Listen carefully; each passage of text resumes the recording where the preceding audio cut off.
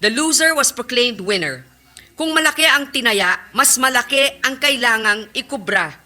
Huwag sana mabaon sa limot na ang Hello Garcy scandal ay nanganak ng sandamakmak na impeachment complaints, isang bonggang fertilizer scam worth 728 million pesos, PhilHealth card scam worth 530 million pesos, and the North Rail project worth $503 million.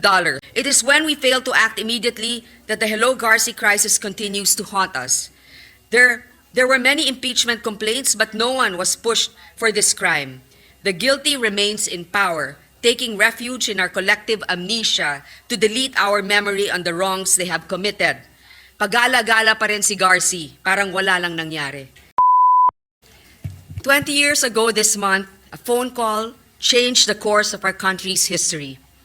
To jog our collective memories, recorded phone calls between a presidential candidate who was then trailing behind the votes and then election commissioner Hello Garcy resulted in the biggest electoral crisis this country has ever seen. To be specific, there were around 15 calls, but it was one phone call that echoes in our history forever as Hello Garcy. The ignominy still rings today and its brazenness echoes in eternity.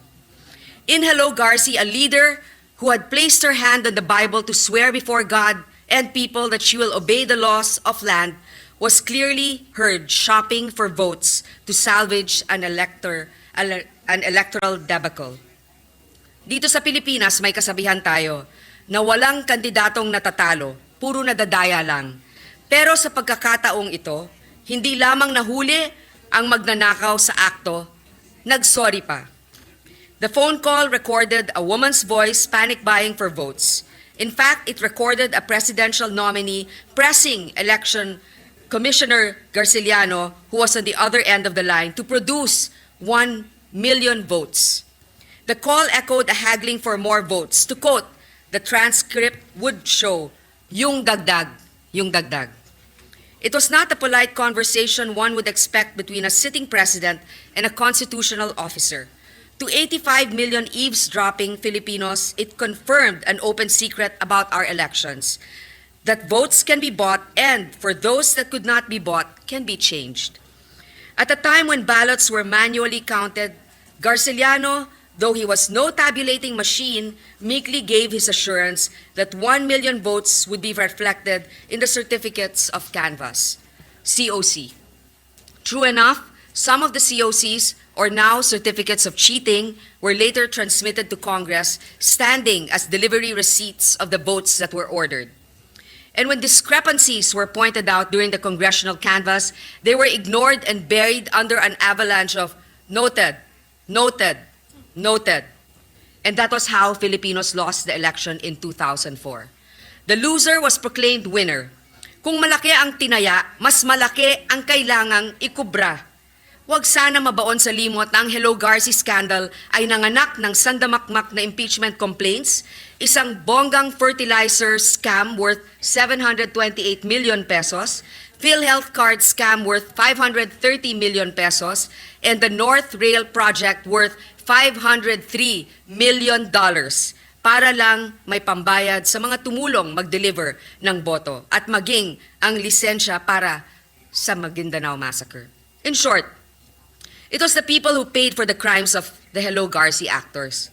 Mr. President, a good 2 decades have passed since the Hello Garcy was pulled off, and I'm recalling it today not as a daughter of a decent man who was robbed of votes, but as a senator of the Republic who believes it is her duty not to let this blot in our history fade from the nation's memory. In doing so, I'm just taking the cue from my father, who died heartbroken for the people who were let down by the system.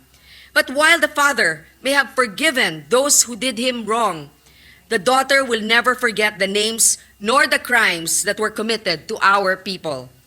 More than the need to move on, we must move forward, because I believe it is not the passing of time that heals wounds or mends wrongs.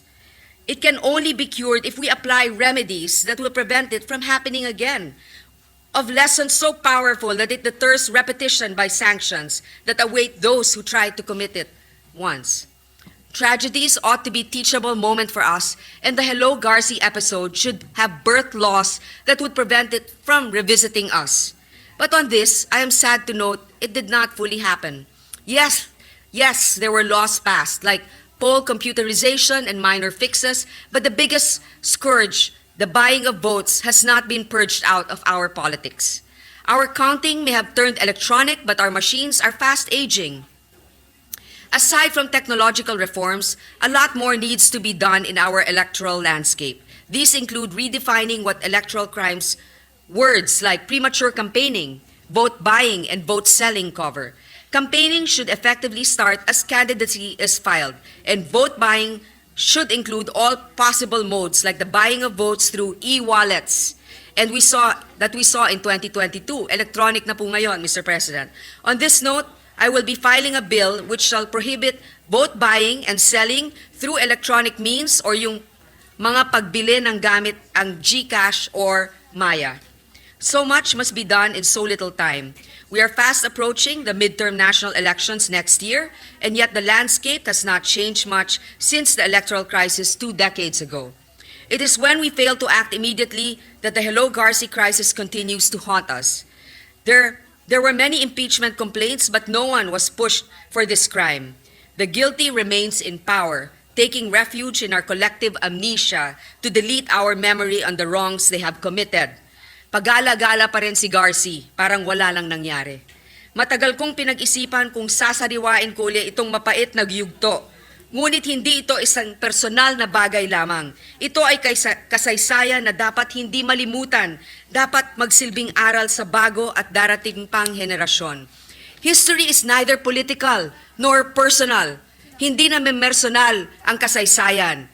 Isinasaad lamang kung ano ang nangyari. Paalala ito sa atin na dapat mamili kung anong legasiya ang nais nating iwanan sa ating mga anak.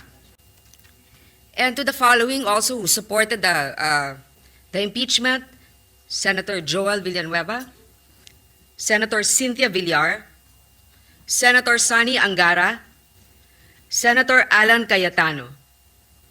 I would also like to thank Senator Coco Pimentel, who at that time wasn't actually a legislator yet, but who gave me this book.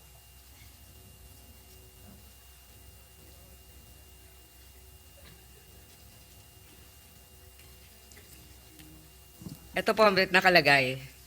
Grace, so that you may know the details of what they did to your father. Good luck, more power. Coco, February 23, 2009.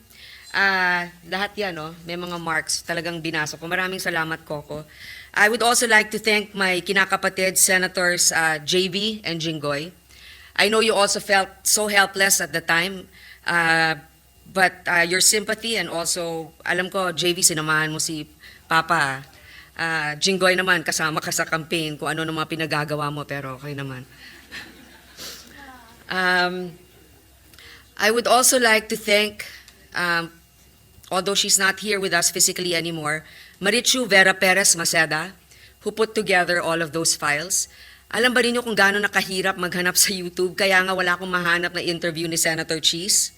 I would also like to thank Senator Amy, who attended the wake of my dad and also the President. Although hinahanap ka na namin nung impeachment, medyo nawala.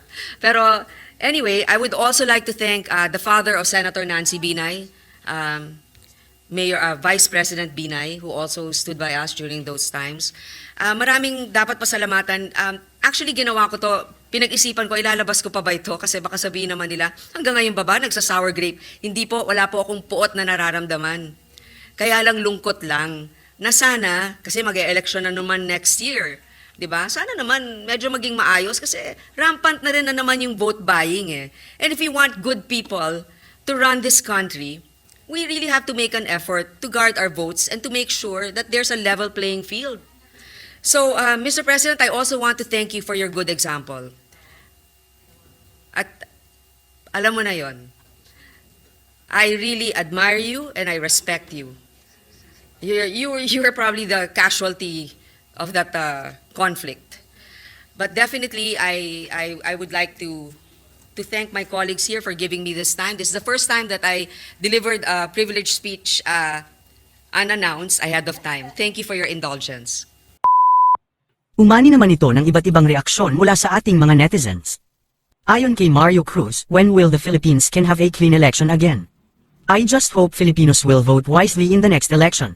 Pahayag naman ni Wilson Peralta, and yet ibinoto pa rin sa Kongreso. The Filipino people never learned, and never will. Gloria Arroyo was a disgrace to Philippine politics.